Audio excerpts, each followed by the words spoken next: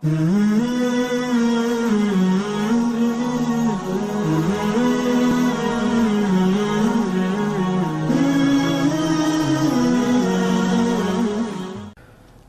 আলাইকুম ওয়া রাহমাতুল্লাহি ওয়া বারাকাতুহু।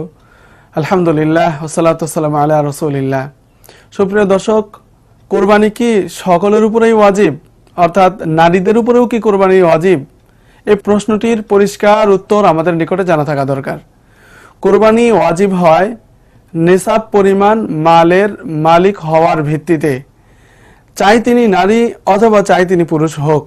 অতএব এর ভিত্তিতে এই পরিমাণ সম্পদ যার নিকটে জিলহজ মাসের 10, 11, 12 তারিখের কোনো একদিনের জন্য যদি তিনি মালিক হন, তাহলে তার উপরে কোরবানি করা ওয়াজিব হবে, চাই তিনি পুরুষ চাই তিনি নারী হোক। আলহামদুলিল্লাহ, আমাদের সমাজে আমরা রয়েছি যারা পুরুষ মানুষরা আমরা সকলেই কোরবানি করে থাকি, কিন্তু নারীরা মনে করেন যে তাদের মনে হয় কোরবানি করতে হবে না। যাকাতের ব্যাপারে অনেক সচেতন থাকলেও কোরবানির ব্যাপারে আমরা অনেকেই অচেতন। অতএব আমাদের চিন্তা করতে হবে যে যার নিসাব পরিমাণ মাল থাকবে। নিসাব শব্দটি শরিয়ার একটি মেকদার অথবা পরিমাণ।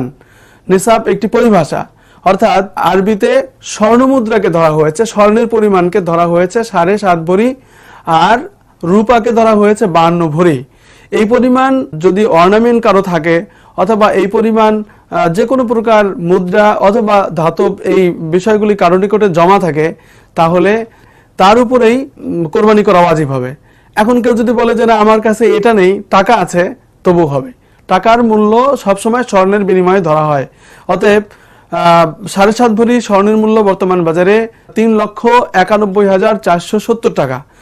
এই পরিমাণ সম্পদ যদি আপনার নিত্যদিনের প্রয়োজনের অতিরিক্ত থেকে থাকে, আর সেটি যদি 10, 11, 12 কোনো একদিনও যদি আপনি মালিক থাকেন, তাহলে আপনি নারী হন পুরুষ হন, আপনার উপরে কোরবানি করা ওয়াজিব হবে।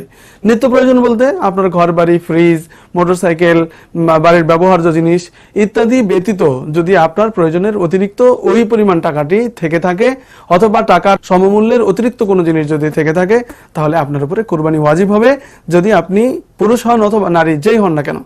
নারীদের ক্ষেত্রে স্পেশালি যে অনেক আমাদের মা বোনদের ক্ষেত্রে তাদের অর্নামেন্ট থেকে থাকে, গহনা থাকে, অনেক গহনা থেকে থাকে, 7.5 ভরির ঊর্ধ্বেও থেকে থাকে, অথবা 7.5 ভরির কম আছে কিন্তু তার নগদ কিছু টাকা আছে।